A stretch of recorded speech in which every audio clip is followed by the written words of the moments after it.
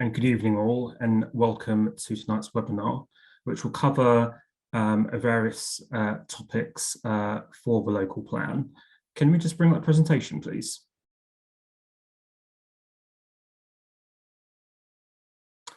So tonight's agenda will cover environmental designations, climate change mitigation and adaptations, design and heritage, environment and biodiversity, Green Belt and Countryside. And as Kirsty has said, there'll be questions and answers towards the end of the presentation. I'm now going to pass you over to Kieran, who will take us through the first part of the presentation. Over to you, Kieran. Thank you.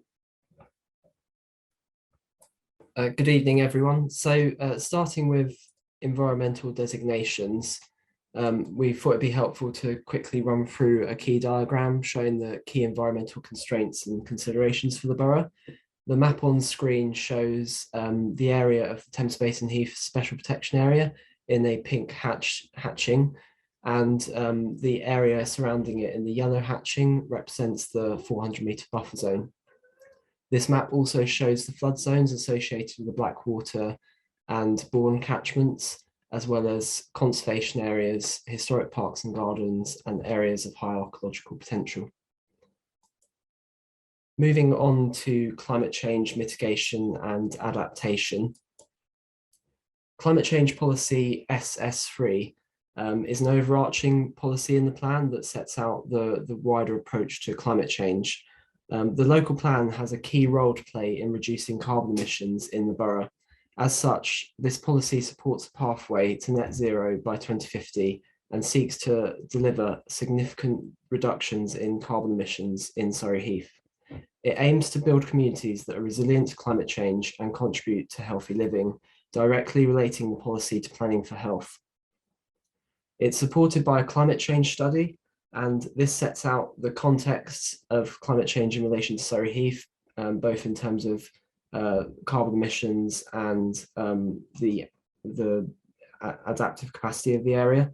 And as part of the baseline carbon emissions, it sets out that 40% of the borough's emissions relate to domestic energy use, and a further 20% relate to industrial and commercial energy use.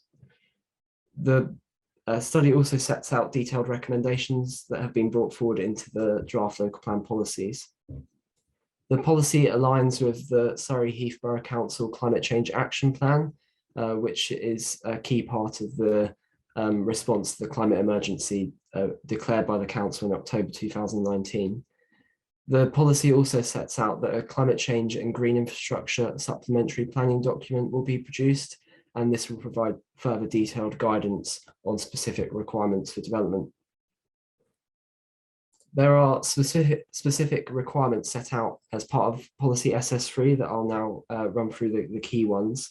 Development proposals will need to demonstrate how they are maximising reductions in carbon emissions, which is expected to be included as part of materials submitted for planning applications.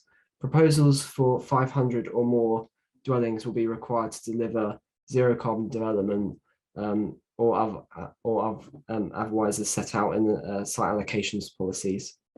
Requirements for severe weather management plans are also included, and these would include consideration for severe weather events that could impact development, such as heat waves and floods that are likely to increase as a result of climate change. It also sets out the requirement for a health impact assessment, and this should include information on how the development will improve health outcomes and address any negative impacts and inequalities. The scope will vary dependent on the size and location of any given development. There's three key policy areas in the plan relating specifically to climate change mitigation. So the first one is policy IN2, which sets out that new development is required to provide electric vehicle charge points in accordance with adopted standards. The next policy is Sustainable Low Carbon Design, policy DH8. This sets out that proposals for zero carbon development are strongly supported. It adopts a fabric first approach, which is to look at how energy demand at the outset can be reduced before other measures are looked into. So this could, for example, be improving insulation, and other measures that would include any energy efficiency within new development. Specific requirements are also set out for employment and public realm major works, and this is related to specific assessment criteria set out in the table in the plan. The plan, the policy also requires development sites to provide a site waste management plan for applicable development, and this would demonstrate how recycling and reuse will be maximised and carbon emissions minimised as part of new development, recognising the importance of whole life cycle carbon emissions. That is to say that in the construction activities involved in development sites can actually have quite significant carbon emissions, and therefore it's important to not only look at the development post it being developed, it's also important to look at the construction activities involved. Moving on to renewable and low carbon energy and heating schemes. This policy supports standalone and community-led renewable, low carbon and decentralised heating schemes. Major development proposals are required to submit an energy statement that sets out how energy efficiency measures and renewable energy will be applied and implemented for a development. The development proposals are also required, if of 20 units or more, to supply a minimum of 25% of the development's energy needs from renewable and low carbon energy technologies. In terms of climate change adaptation, there's three key policy areas that relate to this. And the first one is Sustainable Water Use Policy, DH4.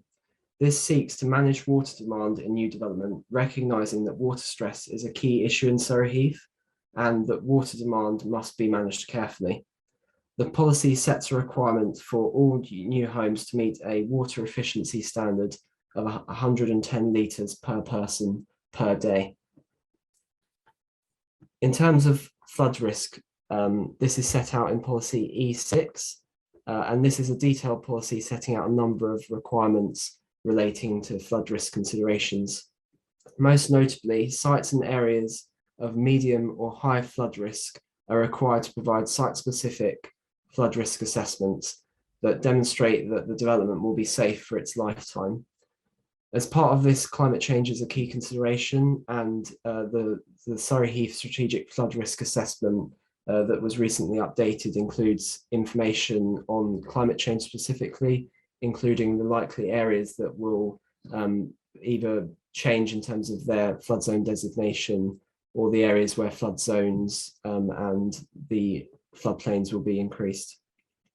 It also sets out requirements for sustainable drainage systems and key guidance on how these should be implemented in new development. Green Infrastructure Policy IN5 recognises that Surrey Heath is fortunate to have a rich and varied landscape, which includes a variety of green and blue infrastructure. Green infrastructure relates to the multifunctional network of green spaces and routes and includes country parks, commons, heathlands and greens. It relates both to the urban and rural areas, and it can include land that can be open to the public and areas that are not accessible. A key point to make here is that urban greening can be a really important area for increasing green infrastructure, and this is something that would be a key opportunity for the Camberley Town Centre area. The policy sets out that the council will plan for a network of accessible and integrated green infrastructure across the borough. It also provides support for reinforcing and creating new green infrastructure and enhancing public enjoyment of green infrastructure in Surrey Heath.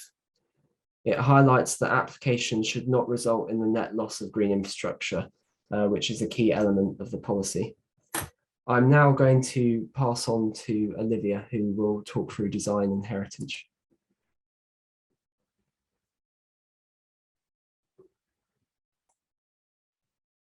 Thank you, Kieran.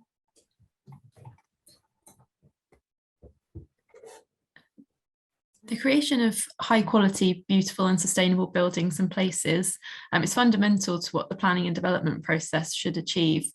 The draft plan recognises the role of good design in the creation of economically and socially successful places and seeks to ensure that new development contributes positively to its surroundings.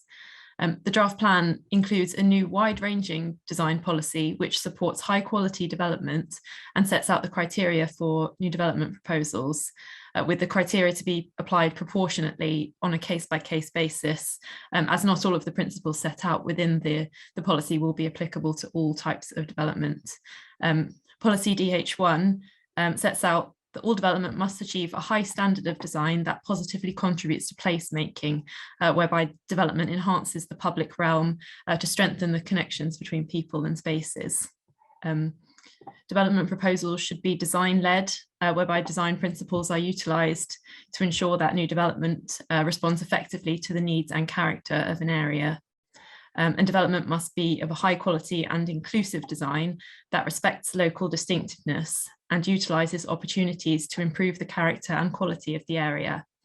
The policy is seeking to achieve developments that fit well with the surrounding area and use the creation of new buildings and spaces to create wide-ranging benefits such as more attractive places with improved functionality. Can you move to the next slide, please? Thank you. The design principles set out within policy DH1 relate to a range of matters from local character to climate change to accessibility. The policy seeks to ensure that new development respects the distinct local character and patterns of development, that the proposed scale, layout, architectural style and materials respect the surroundings and follow the existing patterns of the surrounding built form. And also that trees are protected and high quality landscaping is utilised that's in keeping with the location, and that heritage assets are not harmed. There are also specific policies on heritage and trees, which we will also talk through. Policy DH1 sets out that the design of new development must provide a high standard of amenity for future occupiers, including in terms of privacy and amenity space. This requires that the quality of accommodation is a key consideration in the design of a scheme. The draft plan also contains a separate policy, DH3, on residential space standards, which requires that new residential development must comply with the National Technical Housing Standards, which sets out the minimum space requirements, and applicants will be required to demonstrate how the internal space standards have been applied in order to accord with that policy. Policy DH1 also requires that new development does not adversely affect the amenities enjoyed by the existing occupants of neighbouring properties by reason of loss of light, privacy, overbearing impacts and pollution. Placement of buildings and windows will need to be carefully considered to ensure that the amenities of surrounding occupiers are not harmed. The design policy also seeks to ensure that development proposals contribute positively towards climate change mitigation and adaptation by incorporating measures to reduce environmental impact and build resilience. Development must also enable and support healthy lifestyles, with development expected to maximise permeability to allow for pedestrian and cycle movement, and the connectivity to the surrounding street patterns and services should also be a key aspect of the design, with opportunities maximised for the creation of new linkages between green spaces and public places. Functional needs such as refuse and parking will also be required to be carefully designed into the development, for example, to seek to prevent car-dominant layouts.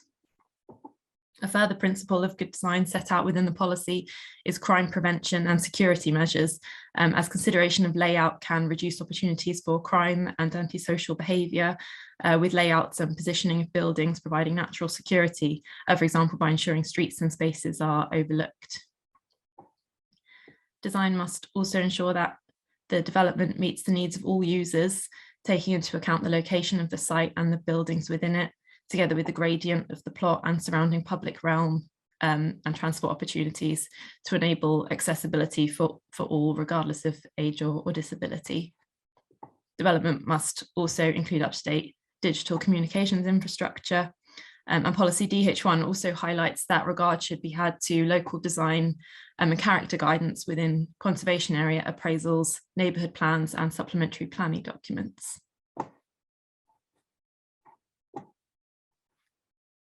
The draft plan also contains a new policy on trees, which highlights the valuable contribution that trees make to the character and quality of the urban environment in terms of the biodiversity, amenity and climate change adaptation and mitigation.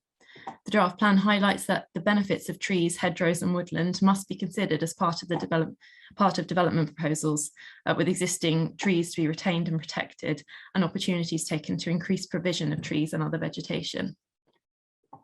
Policy DH5 seeks to ensure that trees of amenity value are retained and protected as an integral part of the design of new development, with space provided for vegetation to mature and provision made for the long-term protection of trees, including during the construction process of new developments.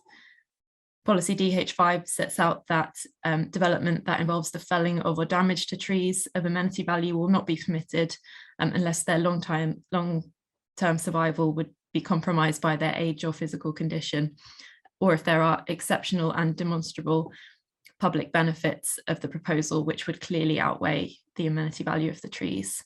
And in these instances where a proposal would result in the loss of trees, policy DH5 sets out that appropriate replacement planting should be provided and that there should be no net loss in the biomass equal to the original tree. Policy DH5 highlights landscaping as an integral element in layout design, and that suitable landscaping should be provided to enhance new developments. Trees and landscaping can help to soften built form and create more attractive places, and trees and other vegetation should therefore be incorporated into new development, with new trees provided as part of landscaping schemes for new developments that are appropriate to the landscape profile of the area. The criteria for new landscaping within policy DH5 also highlights that the placement of trees should also facilitate adaptation to climate change by providing shelter and cooling. New development is also expected to provide sufficient space between the development and the highway to enable new streets to be tree-lined, with tree-lined streets considered to play an important role in defining character of an area and creating attractive places. Thank you. I'm just going to pass over to my colleague, Kate. Thank you, Olivia. So in addition to our wider design policies, we also have policy DH6, which relates to shopfronts, signage and advertisements. Now, well-designed shopfronts and advertisements can be hugely beneficial in defining vibrant and distinctive places that attract people and businesses. So it was felt particularly beneficial to have a good, robust policy focused on these subjects. The policy approach sets out that development proposals affecting shopfronts will only be permitted where they relate well to the host building, have an open and active frontage to the street. And I think that's something that's quite important for us as well, is that they, sorry, please excuse me.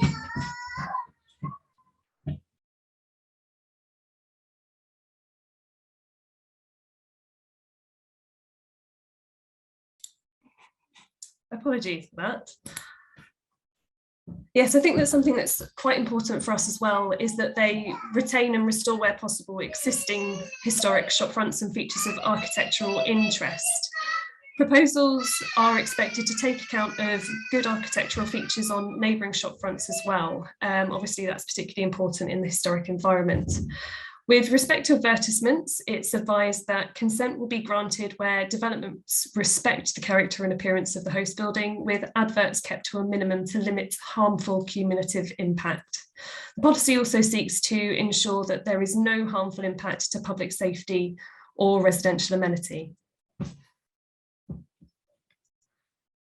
Moving on to another policy that we've drafted, that relates to making effective use of land. Now, this is something really that national planning policy requires us to do, and ultimately optimising the density of development will assist the council in meeting its housing targets, and obviously will help the council make best use of its brownfield sites in particular. The policy sets out a number of minimum density standards, and these vary from location to location. So in Camberley Town Centre, there is minimum net density standard proposed of 100 dwellings per hectare. For locations within 800 metres walking distance of railway stations, we are looking at densities of around 70 dwellings per hectare.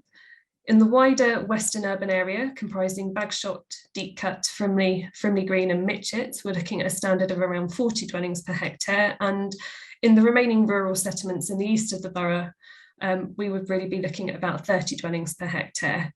Notwithstanding this, the policy approach does recognise that these densities may not be appropriate in every single situation, and notes that in some cases there may be strong reasons why development at the identified densities would be inappropriate. Turning now to heritage assets. Policy DH7, the draft local plan, sets out that proposals affecting heritage assets will be supported where they conserve and enhance the significance, special interest, character and appearance of heritage assets and their setting. The policy sets out the approach to be taken to each type of heritage asset, from designated heritage assets, which would include things like graded listed buildings, scheduled monuments, historic parks and gardens, and conservation areas, to non-designated heritage assets, such as locally listed buildings.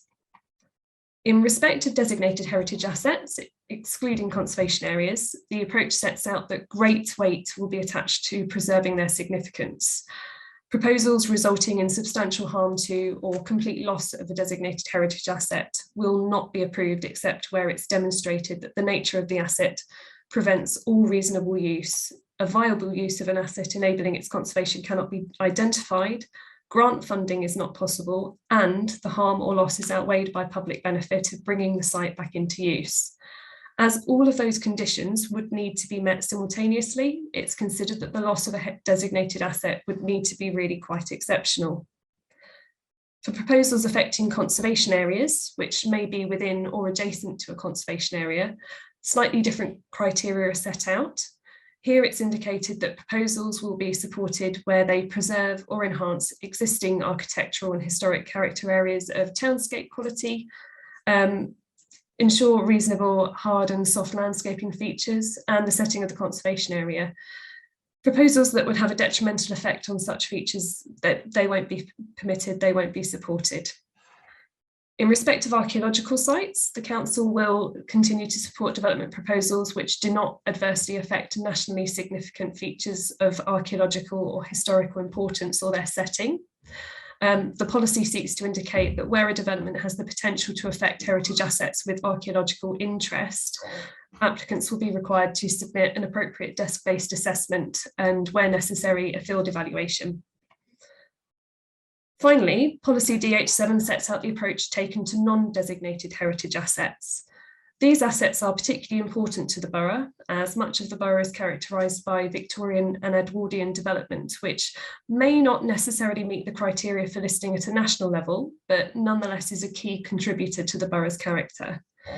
The policy sets out that in considering whether planning permission should be granted for a development proposal affecting a local heritage asset, consideration should be given to the significance of the asset, the extent of the impact of the proposal upon its significance, the scale and heart of any harm or loss, and also the public benefits arising from any proposals. To enable the council to fully understand the impact of development proposals upon heritage assets, supporting text sets out requirements for heritage statements, the level of detail of which would really need to be proportionate to the asset's importance. The policy also sets out additional requirements where there is expected to be substantial harm to or loss of a designated heritage asset, including requesting method of works, condition and structural surveys, for instance, alternatives considered, and a full-scale discussion on the harm and mitigation arising from proposals. And obviously the results of that will be fed into the overall assessment made by the council ultimately. I will now hand back to Kieran to discuss environment and biodiversity. Thank you, Kieran. Thanks, Kate. So yeah, as Kate said, the next sections look through environmental and biodiversity related policies. Starting with biodiversity policies, there's three key ones to pick up on here. The first is the Thames Basin Heath Special Protection Area policy, and this sets out the approach to the SPA, noting that the council will only permit development where it can demonstrate that it will not give rise to likely significant adverse effect on the integrity of the Thames Basin Heath Special Protection Area. The three key areas currently looked at in terms of mitigation is the provision of strategic access management and monitoring, which goes towards wardening on the SPA. Suitable alternative natural green space, which looks to provide additional land to offset any recreational pressure on the SPA itself, and the retention of a 400-metre exclusion zone where no net new residential development is allowed in the 400-metre zone surrounding the Thames Basin Heaths area. Moving on to biodiversity and geodiversity, Surrey Heath is fortunate to have a wide range of designated sites that are important for their value, a biodiversity value. It seeks to ensure that development does not have an adverse impact on biodiversity and applies a hierarchy to designations and introduces a broader range of considerations, including biodiversity opportunity areas. In Surrey Heath, biodiversity opportunity areas relate to the network of sites that link to the Thames Basin Heath Special Protection Area and sites in areas of flood zones around the Bourne River catchment and Blackwater Valley. It's also important to note that this policy notes that where appropriate, full account will need to be taken for the impacts on soils, and this focuses on the best and most versatile agricultural land, which is mainly located in the west of the borough, the east of the borough, in mainly around the West End settlement. In terms of biodiversity net gain, this policy sets a minimum requirement of 20% biodiversity net gains on site, or as part of offset schemes. So it's important to note that the national requirement set by government is 10%. However, evidence that we've received from the Surrey Nature Partnership suggests that extinction levels in Surrey are much higher than average compared to other areas in the UK. And also the biodiversity value of Surrey is particularly at risk from climate change due to issues such as heat waves that could give rise to heathland fires. The policy also applies the mitigation hierarchy and seeks in the first instance to provide net gains on site.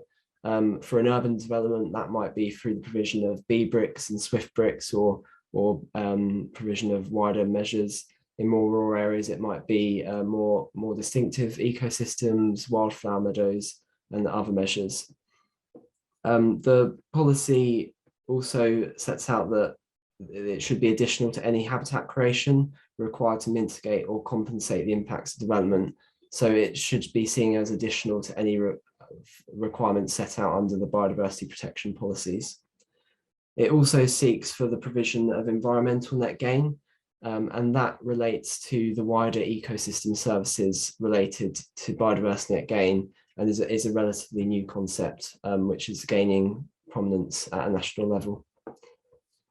Moving on to the environmental policies, pollution and contamination policy E4 covers areas including noise, lighting and odours pollution, air quality and contaminated land. Where development is proposed on or near a site that may be impacted by or may give rise to pollution, such a proposal must be supported by an assessment that investigates the risks associated with the site and the possible impacts on the development, its future users, and the natural and built environment. There's also a policy on trees, which Olivia went through in detail earlier in this presentation. And finally, there's a landscape character policy. Landscape character comprises the distinct set of elements that makes a landscape recognisable and gives it a unique sense of place. The borough contains a variety of landscapes, including heathland, farmland, river valleys, and woodland, which have a distinctive character and a valuable resource to the borough. The policy sets out that development should respond to and, wherever possible, enhance the special character and landscape setting of settlements in Surrey Heath. I'll now hand over to Kate for Green Belt and Countryside.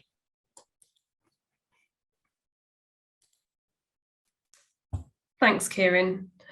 Okay, so Turning first to the one change that we're looking to make to the current extent of the Green Belt within Surrey Heath, the draft local plan is proposing to remove the settlement of Chobham from the Green Belt. Now, I'd say this has been covered in a lot of detail at a previous webinar, the recording of which I believe might be available online, so I'll summarise the points here. But in essence, when the Green Belt was first established in Surrey Heath, national planning policy enabled authorities a choice in respect of whether to include or exclude a settlement from the Green Belt designation, depending on the type and degree of development the authority wanted to come forward within it. Now, at that time, Surrey Heath decided to wash the designation over the top of the settlement of Chobham. And to my understanding, that decision was taken in part to the historic character of the settlement. Now, fast forward to 2012, and we have the introduction of the National Planning Policy Framework. And as you can see, paragraph 144 of the NPPF replaces the choice-based approach with a test-based approach. I've highlighted here some key points in that paragraph. Firstly, that it's expected that to be retained within the Green Belt, a village should have both an open character, and the open character should make an important contribution to the openness of the Green Belt. Secondly, I think it's particularly important in the case of Chobham, where the character of a village needs to be protected for other reasons, which could include its historic environment. The settlement should be excluded from the Green Belt, and other means should be used to protect the settlement. Now, in view of this change to policy, Surrey Heath undertook a Chobham Village Green Belt boundary study to consider whether the settlement meets the requirements for Green Belt retention set out in that paragraph. And this concluded that large areas of the settlement don't possess an open character and do not make an important contribution to the openness of the Green Belt. Taking that evidence into account, the council concluded that there are exceptional circumstances to warrant the removal of the settlement from the Green Belt. And here we have the existing boundary of the washed over settlement shown in red, and the proposed boundary that we're proposing through the draft plan shown in blue. As you can see, in most areas, there's been little change. In essence, the area that the council's identified for release from the Green Belt is relatively tightly drawn around the existing built-up area, and doesn't really seek to remove any further land surrounding the body of the village for the purposes of development. Turning now away from the approach to Chobham to the more general approach taken to the Green Belt and countryside within the plan, the overarching approach seeks to really preserve and enhance designated land in line with national planning policy. Since the adoption of the core strategy in 2012, Surrey Heath's really been without a really robust, detailed approach to Green Belt and countryside. But the local plan now seeks to address this with a suite of 5 policies relating to land within the Green Belt and land within the countryside. Today, I'd probably like to focus on 3 of these, and these are GBC 1, which relates to the development of new buildings within the Green Belt, GBC 2, which relates to the development of existing buildings within the Green Belt, and GBC 4, which relates to development within the countryside. We also have policies setting out criteria for equestrian facilities and for development at Gordon School, and those are available to obviously view online within the plan. Turning first to policy GBC1, which, as I said, relates to development of new buildings within the Green Belt. The overriding approach of that policy is to safeguard openness of the Green Belt by setting out criteria against which planning applications for new buildings within the Green Belt should be considered. The policy confirms that new buildings are considered to be inappropriate and will not be permitted unless in very special circumstances which can be demonstrated. However, the NPPF does set out some exceptions to that approach, principally where replacement buildings, redevelopment of previously developed land, and limited infilling within villages is concerned. The policy seeks to set out how the council will consider such schemes. In respect of replacement buildings, the policy clarifies that any building being replaced should in itself be lawful. Replacement buildings should not cause material harm to the openness of the Green Belt and should not be materially larger than those that they are to replace. In making the assessment, consideration will be given to floor space, volume and height of any resultant buildings. And supporting text to the policy clarifies how things like basement additions should be treated, and also confirms that, as a general rule, replacement buildings that would represent an increase in floor space and volume of more than 30% over and above the size of the buildings they are replacing are likely to be regarded as materially larger. In assessing proposals for previously developed land, regard will be had to the existing and proposed floor space and volumes of the development and the general height and stories of existing and proposed buildings, in addition to their disposition around the site. Now, with previously developed land, different locations and forms of development will present different site-specific characteristics. So in that regard, the details of any application will be judged on its own individual merits, and we haven't sought to set down any more detailed guidance because of that. Finally, that policy confirms that, in line with national planning policy, limited infilling may be acceptable within the Green Belt outside of defined settlement areas. In such cases, the council will generally expect applicants to demonstrate that the site clearly forms part of the village. In respect of policy GBC2, which relates to development of existing buildings in the Green Belt, national planning policy indicates that it may be permitted where it doesn't result in a disproportionate addition over and above the size of an original building and doesn't cause material harm to the openness of the Green Belt. GBC2 sets out that in assessing proposals for extensions or alterations to existing buildings, regard will be had to floor space, volume, height of the proposed development, and that will be considered cumulatively alongside any previous extensions or enlargements to the original building, including any development already carried out under permitted development. As with policy GBC1, supporting text is useful in that it provides a range of guidance to assist in the assessment of the schemes coming forward. And it helps with the application of the policy. This will indicate, for instance, that the original building is taken to be the building as it existed as of the 1st of July 1948, or if constructed after that date as it was built originally. Guidance also sets out that how volume and floor space should be calculated, and indicates that, as a guide, extensions that would represent an increase in volume and floor space of more than 30% over and above the size of the original building are likely to be regarded as disproportionate additions. Policy also sets out that regard will be had to any changes in roof form and alterations to footprint, which may increase the spread of built form or materially increase the prominence of a building. Finally, policy GBC2 sets out the approach to the reuse of buildings, which will be permitted where the condition of the building is such that the building can realistically be converted, and where proposals, including any ancillary developments, so things like gates, the kind of things that you would usually expect that could come forward through these sorts of proposals, it should be expected that those would also preserve the openness of the Green Belt and its general character. Turning now to the approach taken to development within the countryside, policy GBC4 sets out that the council will protect areas of countryside for their intrinsic character and beauty. Development within the countryside beyond the Green Belt will only be permitted in a limited number of circumstances, and the policy tries to set out those circumstances in detail. Now, this includes the reuse of a permanent and lawful building, the extension or replacement of an existing building, development to meet the essential need of a rural worker, development which supports diversification, development that provides for growth and expansion of existing buildings in rural areas, businesses in rural areas, operational development links to institutions where it's been demonstrated that it's necessary, and where a first home exception site is proposed to be provided. It also allows for partial development or complete redevelopment of previously developed land, small-scale informal recreational facilities, and any other minor forms of development incidental to uses set out within that policy more widely.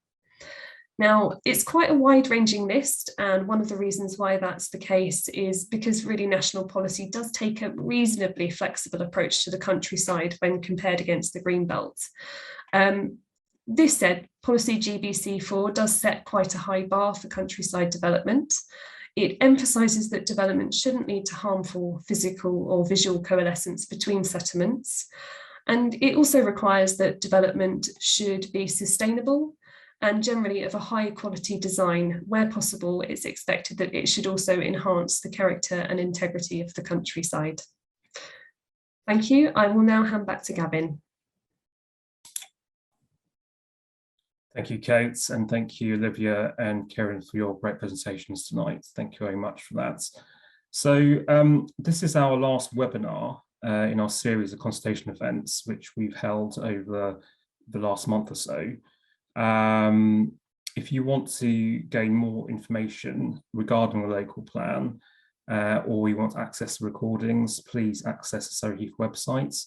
And if you want to lodge any further sort of comments or any sort of questions about the local plan, please do by the 9th of May at noon when the consultation closes.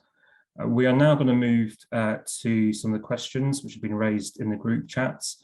So I'll move to the first question.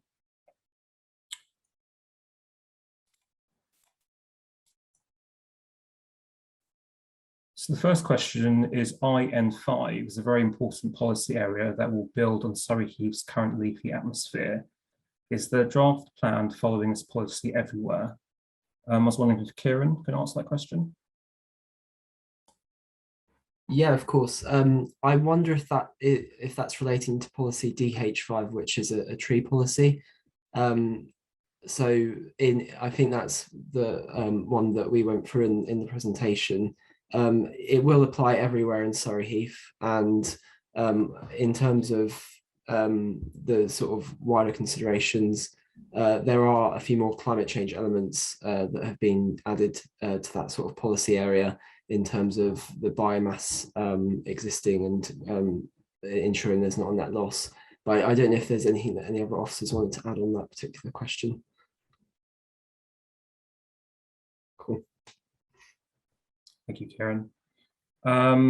Moving to trees. The trees policy says that the replacement planting must ensure there should be no net loss in biomass equal to the original tree. What does this mean? Doesn't it make more sense to make sure the existing trees are protected? Olivia?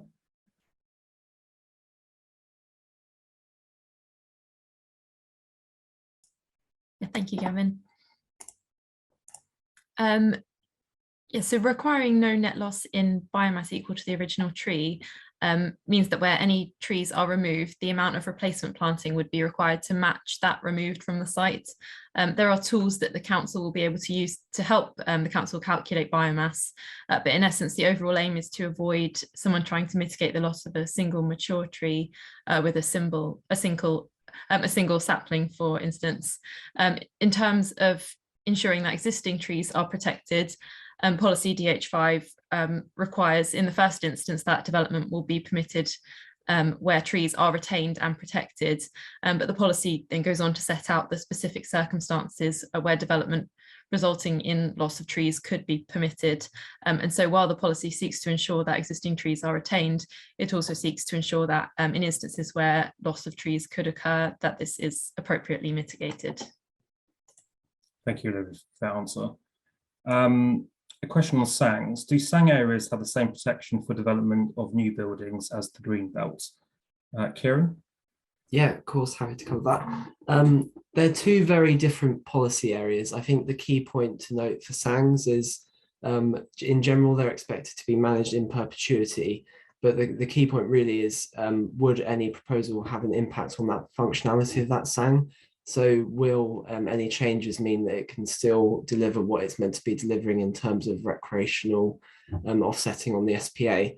So it is very much on a case-by-case basis in terms of what the situation is with that given SANG, its area, how much housing is already being allocated to it in terms of then what is possible. Another key point to note is that it's really in discussion with Natural England and getting the agreement with Natural England on any proposals on the existing SANG. But in terms of the comparison to Green Belt and SANG, that they're very different policy areas and are treated very differently. Thank you, Kieran, for that answer. Design and density. The density expected to come forward seems really high and won't do anything for local character. What is the council thinking on this? Kate? Thanks, Gavin. Yeah, happy to take that. So unfortunately, the NPPF really emphasises that we need to make the most effective use of land, and it's not really something that we're able to overlook.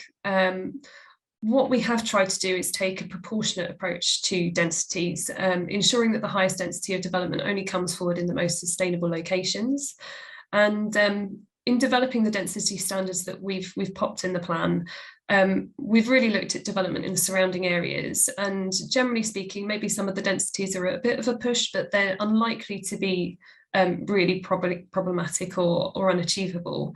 They're not really a world away from some of the areas that we already have in the vicinity of those localities. I mean, for example, 30 dwellings per hectare isn't really uncommon in a lot of the borough's smaller settlements. Notwithstanding that, though, obviously, as I said in the presentation, it's recognised that pushing densities on all sites might not necessarily be the best way forward. So the policy does enable some degree of flexibility where perhaps there might be other considerations which suggest densities really need to be limited. Thank you, Kate, for that answer. Kieran, back to you, a question here. Is there, or will there be in future, a diagram of the wildlife corridors as mentioned in 6.19? And is there a study or more information on where the best and most versatile agricultural land in the borough is located? Yeah, I'm happy to cover that, Gavin. So in terms of the first point, at the moment, there are a lot of different information sources that feed into this. Examples would be types of ecosystems, the biodiversity opportunity areas, and then designations themselves. I think a key element of taking the plan forward, and also the SPD that we've noted, is to look at how we can bring that into one data source, so it's much clearer. A key example where you can look at the moment is on some of our proposals map in terms of existing proposal map in terms of designations, but Magic Map also has a number of the wider ecosystem networks that can be really helpful if you wanted to look at the moment, but it's something we would look to draw into more information in the future. In terms of the point on soils, again, this isn't a map that we currently have on our systems, but it is available on Magic Map, and it can be seen within that, but it is something that we would look to bring into a future mapping that we have available for the local plan. Thank you, Kieran, for that answer. Olivia, on design, the design policy is really wide-ranging. Surely a household application won't be able to deliver some of these requirements. So how would you apply this? Yeah, thank you, Gavin. It is a wide-ranging policy which covers all forms of development within the borough, from householder applications to major schemes, but its application should be proportionate to the nature of the development proposed. It's difficult to be specific regarding how and when each element of the policy would be applied, because it will be applied on a case-by-case basis, with each development proposal considered on its own merits. As an overview, kind of the broader aspects of the policy relating to character and amenity are likely to be relevant to all minor developments and householder applications, where an application for an extension, for example, would be expected to be of a high quality design that responds to local distinctiveness and wouldn't adversely affect the amenities of neighbouring occupiers. But some of the more specific details relating to, for example, connectivity and creating linkages between spaces would be applicable for larger schemes where these matters arise and there are the opportunities to positively contribute to placemaking in this way. Thank you, Olivia. And just staying with yourself for another question. What has design got to do with healthy lifestyles? So one of the principles within the main design policy, DH1, is that development will be permitted where it's demonstrated that it enables and supports healthy living. Design is considered to provide the opportunity to support healthy lifestyles through the creation of attractive and connected neighbourhoods that function effectively, and where residents can meet their everyday needs by walking or cycling to access key services, and in doing so boosting local economies and local communities, with the health and well-being benefits of walking and cycling. Thank you, Olivia. A question on Green Belt. The Green Belt designation being removed from Chobham, there's historic character at risk. What is Surrey Heath going to do to address this? Kate. Yeah, thanks, Gavin. So Surrey Heath doesn't really consider that removing the Green Belt designation from Chobham would put the historic character of the settlement at risk. Although Green Belt policy will no longer apply, national policy still sets out a relatively robust approach to the assessment of heritage assets for planning purposes. And obviously the draft local plan seeks to build on that. National planning policy ultimately is quite clear, really, that Green Belt policy shouldn't be a vehicle for protecting heritage assets, as they're unrelated to Green Belt. But I mean, the historic environment is really best protected and enhanced through means other than Green Belt policy. So in the case of Chobham, there might be other things that we can do. There's certainly scope for an update to the conservation area appraisal. And obviously, ultimately, neighbourhood plans are a very good vehicle for developing place-specific policies. And I mean, there's lots of examples out there of neighbourhood plans which have developed good policies relating to historic character. So overall, I think between national policy on historic environment, the local plan, and potentially updates to other guidance, there's a lot there to help ensure that the historic character of the settlement is kind of retained and enhanced. Thank you, Kate, for that answer. A couple of questions on climate change. Is there any requirement for carbon offsetting included in the plan? Kieran? Yeah, I'm happy to answer that. So as currently drafted, there's no proposal to include carbon offsetting within the plan. In essence, it looks for developers to make a contribution to offsetting schemes where they can't deliver a certain amount of carbon reductions on site. It does bring into question issues surrounding viability, and also it's currently the view that the focus should be on delivering those reductions on site and looking to provide development that is low carbon. But we would welcome any feedback on this issue, and if there's cases where it has been used, and any suggestions on how it could be used in the plan. Thank you, Kieran. And staying with yourself with another question on climate change. You mentioned the council will produce the climate change and green infrastructure SPD. Could you say a bit more about this? Yeah, of course. So supplementary planning documents, just as a bit of background, provide detailed guidance on how the council will seek to implement the policies and proposals in the local plan. So this SPD in itself would cover quite a wide range of issues. That could include energy efficiency standards, more detailed guidance than is possible to put in the plan, but also detailed guidance on renewable energy and design. It would include a broad range of themes, and I think there's a number of places where it comes up in the plan in terms of where it's referenced, so that gives an idea of the sort of themes that would be included in that document.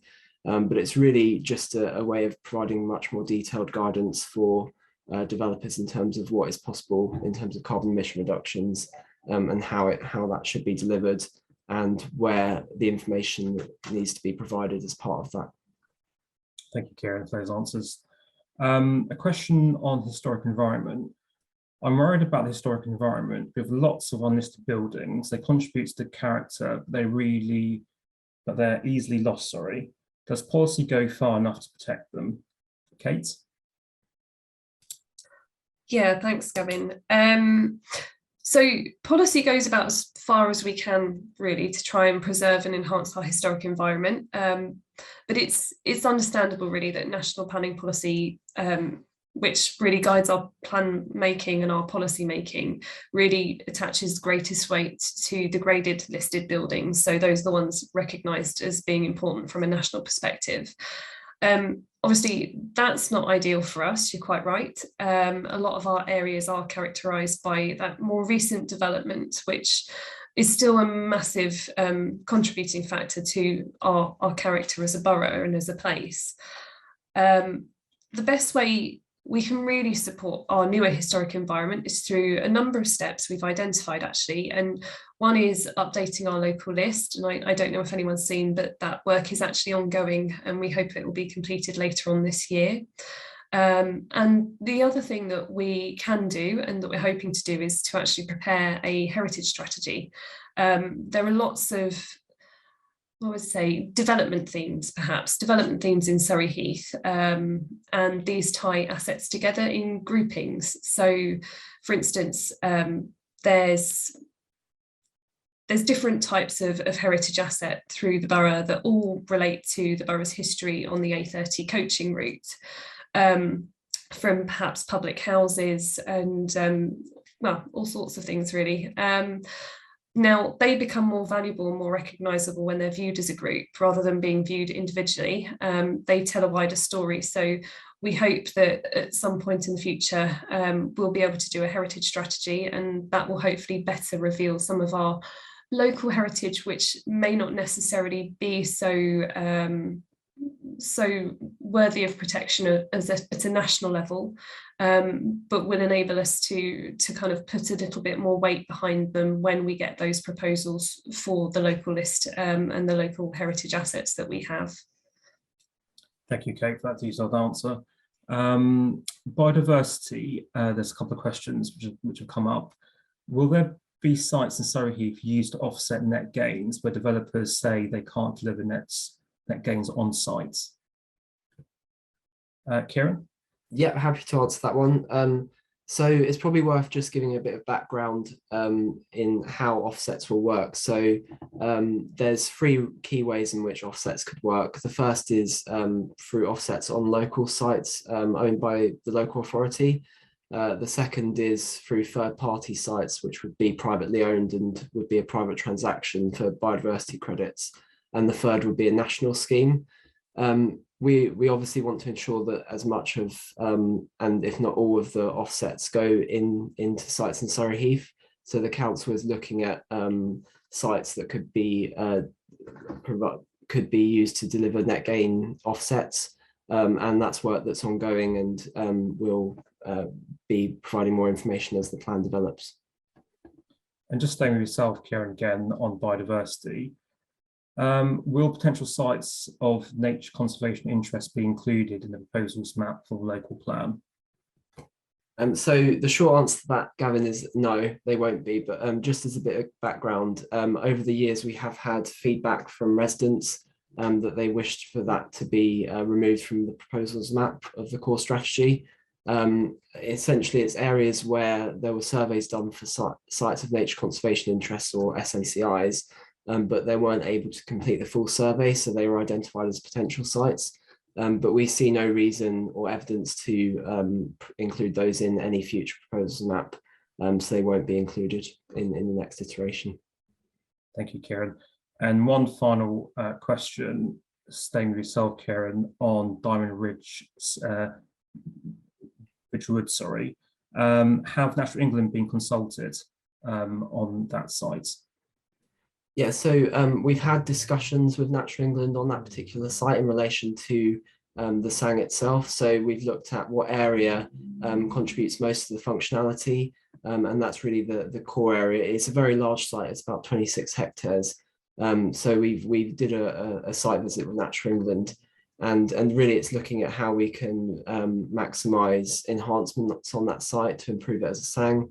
And also look to see if there's potential additional capacity. I would point, it would probably be best to point in the direction of the Thames Basin Heath's topic paper that's provided on our website, and that provides more detail, including a section on the Diamond Ridge Woods proposals. So in terms of SANG, that's probably the best place to go. Thank you, Kieran. That was the last question for our questions and answers session. I'd like to thank Kieran, Kate, and Olivia for their contributions tonight.